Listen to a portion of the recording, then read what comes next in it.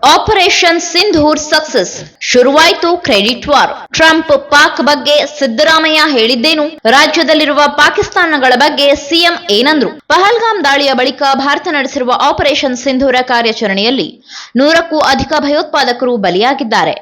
ಪಾಕ್ ಆಕ್ರಮಿತ ಕಾಶ್ಮೀರ ಹಾಗೂ ಪಾಕಿಸ್ತಾನದಲ್ಲಿನ ಭಯೋತ್ಪಾದಕರ ಅಡಗುತಾಣಗಳ ಮೇಲೆ ಏರ್ ಸ್ಟ್ರೈಕ್ ನಡೆಸಿತ್ತು. ಇದು ಜಾಗತಿಕವಾಗಿ ಭಾರತೀಯ ಸೇನೆ ಹಾಗೂ ಭಾರತದ ಗಟ್ಟಿತನಕ್ಕೆ ಸಾಕ್ಷಿಯಾಗಿತ್ತು.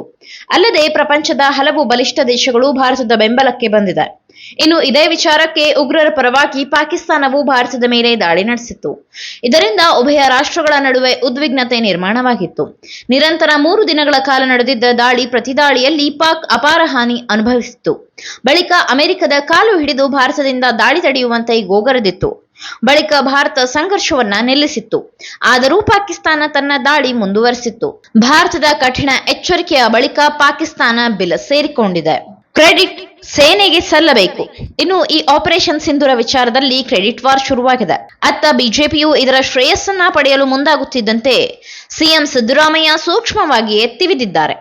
ಪಾಕಿಸ್ತಾನದ ಮೇಲೆ ನಡೆಸಿದ ಕಾರ್ಯಾಚರಣೆಯ ಕ್ರೆಡಿಟ್ ಭಾರತೀಯ ಸೇನೆಗೆ ಮಾತ್ರ ಸಲ್ಲಬೇಕು. ಯಾವ ಪಕ್ಷವೂ ಅದನ್ನು ಘೋಷಿಸಿಕೊಳ್ಳಬಾರದು ಎಂದು ಮುಖ್ಯಮಂತ್ರಿ ಸಿದ್ದರಾಮಯ್ಯ ಹೇಳಿದ್ದಾರೆ. ಟ್ರಂಪ್ ಪಾಕ್ ಬಗ್ಗೆ ಮಾತನಾಡೋದಿಲ್ಲ.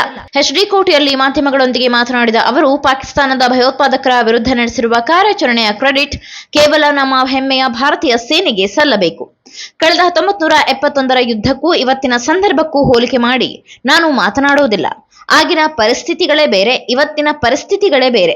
ಅಮೆರಿಕದ ಅಧ್ಯಕ್ಷ ಟ್ರಂಪ್ ಟ್ವೀಟ್ ಬಗ್ಗೆ ಆಗಲಿ, ಪಾಕಿಸ್ತಾನದವರು ಮಾಡಿದ ಕದನ ವಿರಾಮ ಉಲ್ಲಂಘನೆಯ ಬಗ್ಗೆ ಆಗಲಿ ನಾನು ಮಾತನಾಡುವುದಿಲ್ಲ ಎಂದಿದ್ದಾರೆ. ಕೇಂದ್ರ ಸರ್ವಪಕ್ಷಗಳ ಸಭೆ ಕರೆಯಬೇಕಿತ್ತು. ಕೇಂದ್ರ ಸರ್ಕಾರವು ಯುದ್ಧ ವಿರಾಮ ಘೋಷಣೆಗೂ ಮುನ್ನ ಸರ್ವಪಕ್ಷಗಳ ಸಭೆ ಕರೆಯಬೇಕಿತ್ತು. ವಿಶೇಷ ಅಧಿವೇಶನ ಕರೆಯಬೇಕಿತ್ತು. ಸರ್ವಪಕ್ಷ ಸಭೆಯಲ್ಲಿ ಚರ್ಚೆ ಮಾಡಿ ನಿರ್ಧಾರ ಪ್ರಕಟಿಸಬಹುದಿತ್ತು. ರಾಜ್ಯದಲ್ಲಿನ ಎಲ್ಲಾ ಪಾಕಿಸ್ತಾನಿ ಪ್ರಜೆಗಳನ್ನ ಹೊರಗೆ ಕಳುಹಿಸಿದ್ದೇವೆ. ಮೈಸೂರಿನಲ್ಲಿ 3 ಮಕ್ಕಳು ಮಾತ್ರ ಇದ್ದಾರೆ. ಅವರನ್ನ ಹೊರಗೆ ಕಳುಹಿಸಲು ತಾಂತ್ರಿಕ ಸಮಸ್ಯೆ ಇದೆ. ಗಂಡ ಪಾಕಿಸ್ತಾನಿ, ಹೆಂಡತಿ ಮೈಸೂರಿನವಳು. ಆದ್ದರಿಂದ ಮಕ್ಕಳು ಮಾತ್ರ ಇಲ್ಲೇ ಇದ್ದಾರೆ ಎಂದು ಸಿದ್ದರಾಮಯ್ಯ ಹೇಳಿದ್ದಾರೆ. ಸರ್ಕಾರದ 2 ವರ್ಷದ ಸಂಭ್ರಮಾಚರಣೆ ಮಾಡುತ್ತೇವೆ. ಯುದ್ಧ ವಿರಾಮ ಘೋಷಣೆ ಆಗಿರುವ ಕಾರಣ ಈ ಕಾರ್ಯಕ್ರಮ ನಡೆಸುತ್ತೇವೆ. ನುಡಿದಂತೆ ನಡೆದ ಸರ್ಕಾರ ಇದ್ದರೆ ಅದು ನಮ್ಮದು ಮಾತ್ರ. ಇದೇ ನಮ್ಮ ಸರ್ಕಾರದ ಯಶಸ್ಸು ಎಂದು ಅವರು ತಿಳಿಸಿದ್ದಾರೆ. ಸಚಿವ ಸಂಪುಟ ವಿಸ್ತರಣೆಯ ಬಗ್ಗೆ ನನಗೆ ಗೊತ್ತಿದೆ. ಸೂಕ್ತ ಸಮಯದಲ್ಲಿ ಅದರ ಬಗ್ಗೆ ತೀರ್ಮಾನ ಕೈಗೊಳ್ಳುತ್ತೇನೆ ಎಂದು ಸಿದ್ದರಾಮಯ್ಯ ಇದೇ ವೇಳೆ ಹೇಳಿದ್ದಾರೆ. ಈ ಮಾಹಿತಿ ನಿಮಗೆ ಇಷ್ಟವಾಗಿದ್ದಲ್ಲಿ ಈ ಬಗ್ಗೆ ಕಮೆಂಟ್ ಮಾಡಿ, ವಿಡಿಯೋನ ಲೈಕ್ ಮಾಡಿ, ಶೇರ್ ಮಾಡಿ. ನಮ್ಮ ಚಾನೆಲ್ನ ಸಬ್ಸ್ಕ್ರೈಬ್ ಮಾಡದಿದ್ದಲ್ಲಿ ಬೇಗ ಸಬ್ಸ್ಕ್ರೈಬ್ ಮಾಡಿ. ಧನ್ಯವಾದ. ಬೆಂಗಳೂರಿನ ಬೆಸ್ಟ್ ನೀಟ್ ಕೋಚಿಂಗ್ ಅಕಾಡೆಮಿ ಅಂದ್ರೆ excellence NEET academy. NEET crash course and NEET long term coaching admission ಪ್ರಾರಂಭ.